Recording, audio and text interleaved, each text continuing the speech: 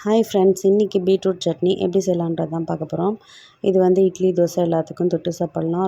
ரொம்ப டேஸ்டியாகவும் ஹெல்த்தியாகவும் இருக்கும்.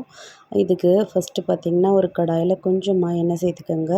அதில் சின்ன நெல்லிக்காய் சைஸு புளி சேர்த்துட்டு நல்லா வதக்கிக்கோங்க. அப்புறம் 1 ஸ்பூன் கடலைப்பருப்பு, 1 ஸ்பூன் உளுத்தம்பருப்பு இதை சேர்த்து நல்லா வதங்கினதுக்கப்புறம் ஒரு பெரிய வெங்காயம் 1 சேர்த்துக்கிறேன். அதுவும் நல்லா வதங்கினதுக்கப்புறம் ஒரு 4 பல் பூண்டு, அப்புறம் ஒரே ஒரு பீட்ரூட்டு, ஒரு 4 துண்டு இஞ்சி, 5 காஞ்ச மிளகா, 3 பச்சை மிளகா உங்கள் காரத்துக்கு ஏற்ற மாதிரி சேர்த்து நல்லா வதக்கிக்கோங்க. கூடவே கருவேப்பிலை, கொத்தமல்லி இது ஆப்ஷனல் தான், வேணும்னா சேர்த்துக்கோங்க.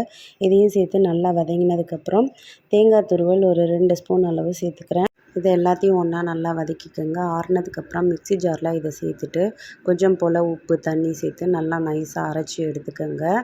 இதை வேறு ஒரு பாத்திரத்துக்கு மாற்றிட்டு அடுத்தது சட்னிக்கு தாளிச்சிடலாம். அதுக்கு தாளிப்பு கரண்டியில் கொஞ்சமாக எண்ணெய், கடுகு, உளுத்தம்பருப்பு, காஞ்ச மிளகா இதெல்லாம் சேர்த்து சட்னியில் தாளித்து கொட்டிட்டோன்னா பீட்ரூட் சட்னி ரெடி.